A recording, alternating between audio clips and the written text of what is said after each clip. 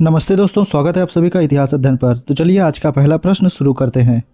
पहला प्रश्न है, ऋग्वेद में पड़ी नामक समुदाय का उल्लेख किस संदर्भ में किया गया है? किस संदर्भ में किया गया है? तो इसका उल्लेख पशु चोर और व्यापारी के संबंध में किया गया है। दूसरा प्रश्न है, अशोक के शाहबाजगढ़ी और मानसेहरा अभिलेख किस लिपि में लिखे गए हैं?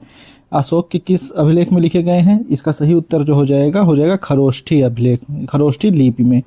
तीसरा प्रश्न है, जैन धर्म के 22वें तीर्थंकर नेमिनाथ का संबंध किस हिंदू देवता से माना जाता है? किस हिंदू देवता से माना जाता है? इसका सही उत्तर देखें तो डी हो जाएगा, कृष्ण से। चौथा प्रश्न है, सिंधु घाटी सभ्यता के किस स्थल से अग्निकुंड के साक्ष्य मिले हैं? कहाँ से हमें अग्निकुंड के साक्ष्य मिले हैं? कालीबंगा से मिले हैं। और पांचवा प्रश्न हो जाएगा, संगम साहित्य में तोलकाप्पियम किस विषय से संबंधित ग्रंथ है?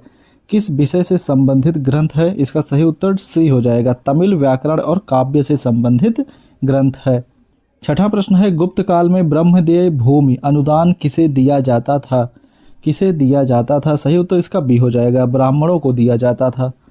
सातवां प्रश्न है, हर्ष के काल में नालंदा विश्वविद्यालय का कुलपति कौन था? कौन था? इसका सही उत्तर हो जाएगा डी, शीलभद्र था।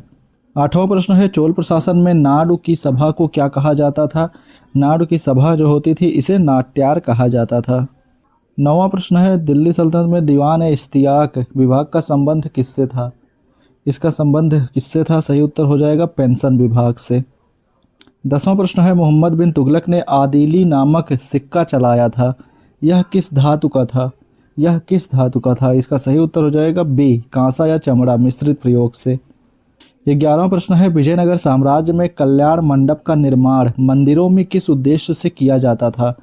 किस उद्देश्य से किया जाता था? सही उत्तर इसका डी हो जाएगा, देवताओं के विवाह समारोह के लिए। 12वां प्रश्न हो जाएगा, मुगल प्रशासन में मदद ए मास भूमि किसे दी जाती थी? किसे दी जाती थी? सही उत्तर इसका ए हो जाएगा, विद्वानों और धार्मिक व्यक्तियों को दी जाती थी। 13वां प्रश्न है, शिवाजी की कर व्यवस्था में सरदेश मुखी कितना प्रतिशत वसूला जाता था? कितना प्रतिशत वसूला जाता था? इसका सही उत्तर हो जाएगा 10%।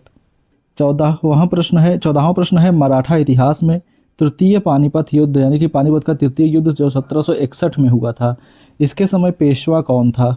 इस समय पेशवा जो थे वो बालाजी बाजी राव थे। 15वां प्रश्न है, दारा सिकोह के सिर ए अकबर नाम से किन ग्रंथों का अनुवाद किया गया?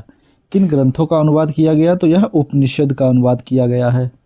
16वां प्रश्न है, 1857 के विद्रोह में फैजाबाद का नेतृत्व किसने किया था? फैजाबाद का नेतृत्व किसने किया था? इसका सही उत्तर होगा ए, मौलवी अहमदुल्लाह ने किया था।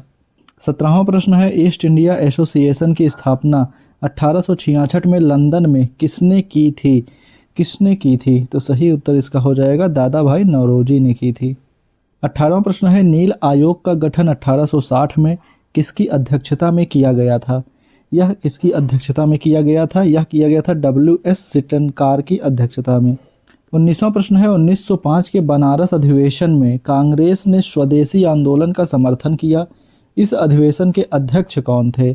इस अधिवेशन के अध्यक्ष जो हो जाएंगे वो गोपाल कृष्ण गोखले हो जाएंगे। 20वां प्रश्न है, क्रांतिकारी संगठन अभिनव भारत का पुराना नाम क्या था?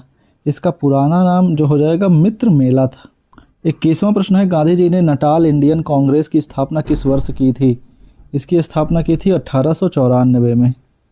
22वां प्रश्न है, 1919 के अधिनियम के तहत गठित चैम्बर ऑफ प्रिंसेस का प्रथम चांसलर किसे बनाया गया था? यह बनाया गया था महाराजा गंगा सिंह को, बीकानेर के।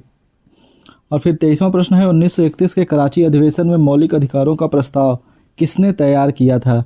यह ड्राफ्ट किसने तैयार किया था? इसका सही उत्तर हो जाएगा जवाहरलाल नेहरू ने। 24वां प्रश्न है, व्यक्तिगत सत्याग्रह 1940 को और किस नाम से जाना जाता है? इसे और किस नाम से जाना जाता है? सही उत्तर इसका हो जाएगा दिल्ली चलो आंदोलन के नाम से। 25वां प्रश्न है, आज़ाद हिंद सरकार का गठन सुभाष चंद्र बोस ने कहाँ पर किया था? इसका गठन कहाँ हुआ था? सही उत्तर इसका हो जाएगा सी, सिंगापुर में।